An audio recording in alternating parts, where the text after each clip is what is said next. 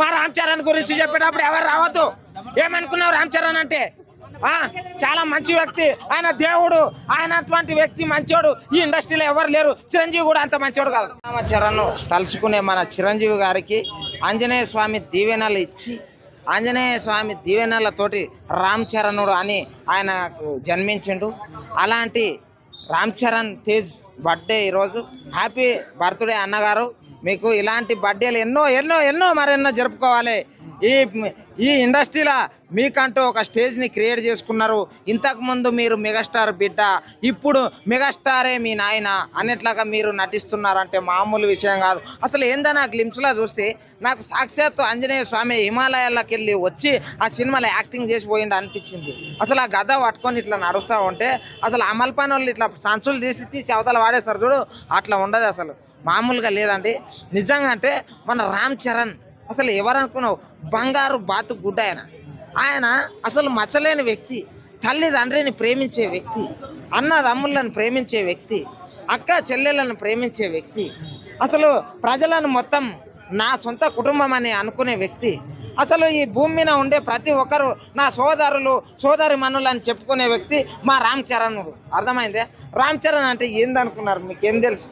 ఇప్పుడు ఇప్పటి వరకు వచ్చిన సాంగ్స్ కి మాత్రం చాలా హైప్ వచ్చింది. మరి టీజర్ తోని డబుల్ రేంజ్ లో హైప్ వచ్చిందా రాలేదంటే ఏం చెప్తారు అన్న? డబల్ కాదు, త్రిబుల్ కా మీరు క్రాబుల్స్ వచ్చింది. ట్రబుల్స్ మీరు ట్రబుల్ ఆయన ఆఫ్టర్ ట్రబుల్ కా ట్రబుల్ అట్లుంటుంది.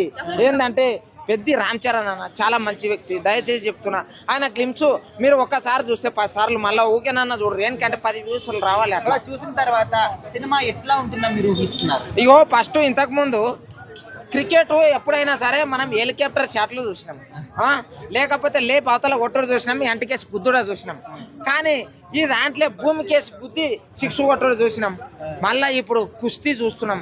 అసలు కుస్తీ అంటే ఆట కాదు, ఒక ప్రాణాన్ని గుప్పిట్లో పెట్టుకొని ఆడేటి ఆట ఇది. అర్థమే? ఆగానా నువ్వు మధ్యలో రాకు. మా రామ్ చరణ్ గురించి చెప్పేటప్పుడు ఎవరు రావద్దు. ఏమనుకున్నావు రామ్ చరణ్ అంటే? చాలా మంచి వ్యక్తి ఆయన, దేవుడు ఆయన. అటువంటి వ్యక్తి మంచోడు ఈ ఇండస్ట్రీలో ఎవరు లేరు. చిరంజీవి కూడా అంత మంచోడు కాదు. మా రామ్ చరణ్ అంత అన్నా. నువ్వు పవన్ కళ్యాణ్ గురించి వాళ్ళ గురించి కాదు, రామ్ చరణ్ ఎంత మంచి వ్యక్తి అంటే తల్లిదండ్రులను గౌరవించే వ్యక్తి అన్న. అసలు అరే వాళ్ళ తల్లిదండ్రులు బాగుండాలని అయ్యప్ప మాల వేస్తాడు. స్వచ్ఛమైన హిందువు మా రామ్ చరణ్. అర్థమవుతుందా? డబల్ రోల్ ఉండే అవకాశం ఉందంటున్నారు, మీరేమంటారు? ఆయన డబల్ యాక్షన్ కనబడే అవకాశం. డబల్ ఉండుకోకో, త్రిపుల్ ఉండుకోకో, అవు ఉండాలి. మా రామ్ చరణ్ ఉండాలి. ఎందుకు తెలుసా?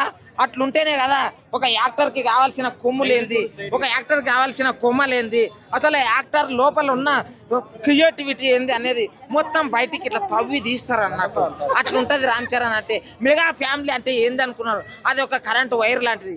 నల్ల ఉండదు వైర్ అని చెప్పేసి పట్టుకొని పోయినాం అనుకో, ఆయన షాక్ కొడుతుంది, సక్కుమంటది. అట్లుంటుంది.